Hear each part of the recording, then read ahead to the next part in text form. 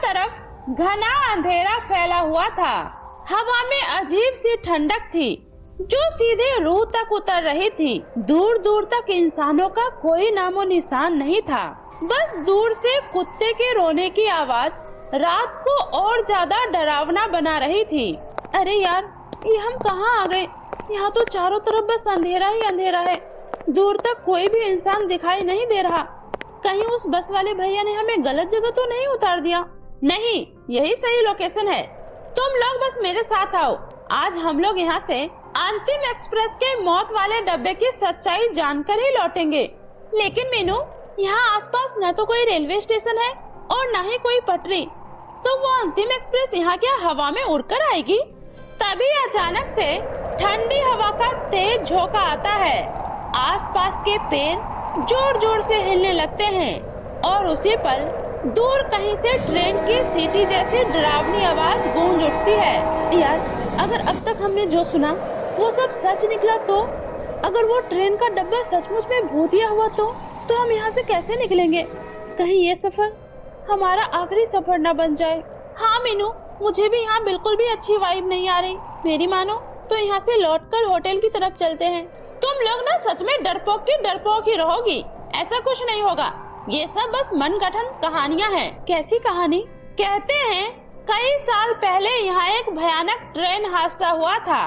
उस हादसे में एक डब्बे के सभी यात्री मारे गए थे और फिर लोगों ने मान लिया वो सभी मरे हुए यात्री आज भी अंतिम एक्सप्रेस के उसी डब्बे में सफर करते हैं और जो कोई भी गलती से उस डब्बे में चढ़ जाता है वो कभी वापस नहीं लौटता। लेकिन ये सब कैसे मुमकिन है यार?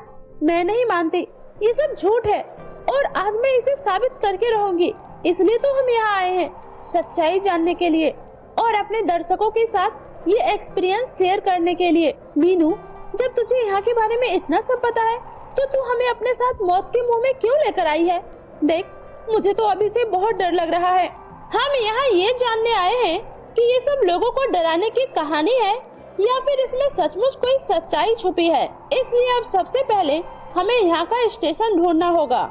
वे लोग आपस में बात कर ही रही थी, तभी पास की झाड़ियों में से किसी के चलने की आवाज आती है। गाइस, लगता है यहाँ हमारे अलावा और भी लोग हैं। चलो देखते हैं। लेकिन इतनी रात को इस घने जंगल में कौन हो सकता है? तीनों सहेलियां धीरे धीरे आवाज की दिशा में बढ़ती है। कुछ ही दूरी पर उन्हें कुछ लोग दिखाई देते हैं। कुछ यात्री अपना सामान उठाए स्टेशन की ओर जा रहे थे। अंधेरे की वजह से उनके चेहरे साफ दिखाई नहीं दे रहे थे, लेकिन उनके हाथों में मौजूद भारी बैग देखकर ऐसा लग रहा था जैसे वे किसी बहुत लंबे सफर पर निकले हैं। देखो, ये लोग जरूर स्टेशन की तरफ जा रहे हैं। हमें भी इनके साथ ही जाना चाहिए। तीनों सहेलियां चुपचाप उन यात्रियों का पीछा करने लगती है। सुनिए, आप लोग रेलवे स्टेशन की तरफ जा रहे हैं क्या?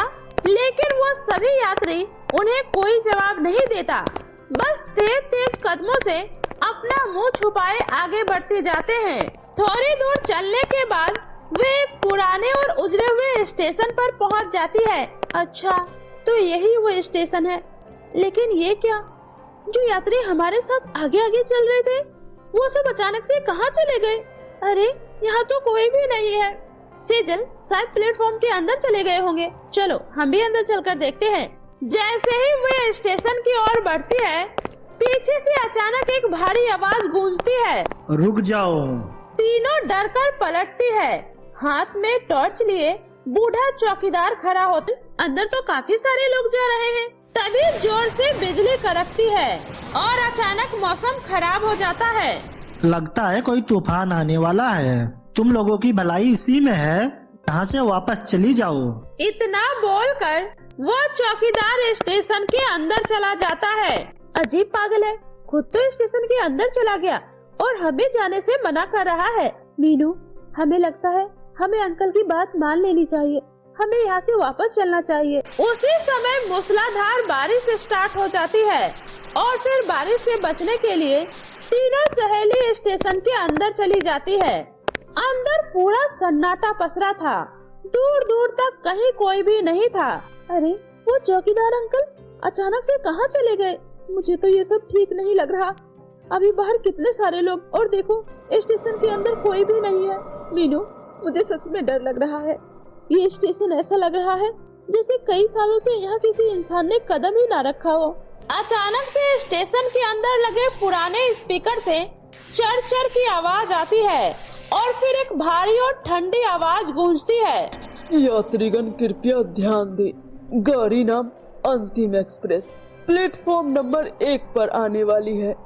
ये सुनकर तीनों सहेलियों का खून जम जाता है। ये कैसी आवाज है? ये कैसे हो सकता है? यहाँ तो कोई रेलवे स्टाफ भी नहीं है, फिर ये आवाज? तभी धुंध को चीरते हुए प्लेटफॉर्म पर लोहे के पहियों की खरखराहट सुनाई देती है और एक बहुत पुरानी जंग लगी ट्रेन स्टेशन पर आकर रुकती है। ट्रेन का दरवाजा अपने आप खुल जाता है। ये सब क्या हो रहा है? यहाँ से चलो यहाँ से। हाँ यार, यहाँ से चलते हैं। वे लोग जैसे ही जाने लगती है वैसे ही अचानक उनके कदम रुक जाते हैं और एक तेज हवा का झोंका उन्हें उड़ाकर ट्रेन के अंदर खींच लेता है और फिर ट्रेन तेज रफ्तार में चलने लगती है। ये हम कहाँ? ये कैसी जगह है? यहाँ तो बहुत ही गंदी बदबू आ रही है। ऐसा लग रहा है जैसे थोड़ी देर और यहाँ रुकी तो मेरी सांसें ही रुक जाएगी। यार, ये इस ट्रेन में ये सारे लोग ऐसे क्यों बैठे हैं जैसे इनके अंदर जान ही ना हो? कहीं ये सब भूत तो नहीं थे? भगवान, ये हम कहाँ आ गए? हमें इस मीनू की बात में आना ही नहीं चाहिए था। मीनू, ये तो हमें कहाँ लेकर आ गई मीनू? हाँ मीनू, तुम्हें जब पता था ये जगह इतनी भयानक है, फिर तुमने हमें मौत के मुंह में क्यों धकेला मीनू? ये सुनकर मीनू जोर जोर से हंसने लगती है। मीनू तो ठीक तो है ना? तू ये किस तरह से हंस रही है? तुझे क्या हो गया मीनू? थोड़ी ही देर में मीनू एक चुड़ैल में बदल जाती है। उसकी बड़ी बड़ी आंखें, बिखरे हुए बाल थे, वो बहुत ही भयानक लग रही थी। मीनू, तू ऐसे कैसे? इसका मतलब तू इंसान नहीं है। तू जानबूझकर हमें यहाँ लेकर आई है। तुम्हें क्या लगा मैं तुम लोगों की सहेली मीनू हूँ? नहीं, मैं अंतिम ट्रेन की ही एक यात्री हूँ जो उस रात उस हादसे में मर गई थी। ये ट्रेन हर साल अमावस्या की रात यहाँ फिर से चलती है और अनजाने में जो भी कोई इस जंगल में आ जाता है उसे ये अपनी तरफ खींच लेती है। तुम चुरा लो। तो मेरी दोस्त मीनू कहाँ है हमारी दोस्त? वो तो कब की हमारी दुनिया में आ चुकी है। अब तुम दोनों की बारी है। देखो, हमें माफ कर दो, हमें छोड़ दो। आखिर हमने तुम्हारा क्या बिगाड़ा है? हमें जाने दो। बिगाड़ा तो हमने भी किसी का कुछ नहीं था, लेकिन फिर भी हमें सजा मिले ना। अब तुम सबकी बारी है। अंतिम एक्सप्रेस के सफर में जो एक बार आ गया वो यहाँ से कभी वापस नहीं जा सकता, कभी नहीं। इतना बोलकर वो चुड़ैल वहाँ से गायब हो जाती है। जल्दी भागो यहाँ से, जल्दी चलो। उसके बाद दोनों सहेली वहाँ से भागने का रास्ता ढूंढने लगती है। तभी अचानक से ट्रेन का सभी दरवाजा बंद हो जाता है। अब तुम लोग यहाँ से बचकर कभी नहीं जा सकती हो, क्योंकि इस ट्रेन का अगला स्टेशन सीधे मौत तक ले जाती है। लगता है हम यहाँ से कभी नहीं निकल पाएंगे, कभी नहीं। सेजल, वो देख, वो सामने बहुत बड़ी खाई दिखाई दे रही है। और फिर वो ट्रेन तेजी से चलने लगती है। सब कुछ हिलने लगता है और धीरे धीरे वो पूरी ट्रेन उसी खाई के अंदर समा जाती है। कहते हैं अंतिम एक्सप्रेस आज भी चलती है, हर अमावस्या की रात, और जो भी उस जंगल में गलती से कदम रखता है वो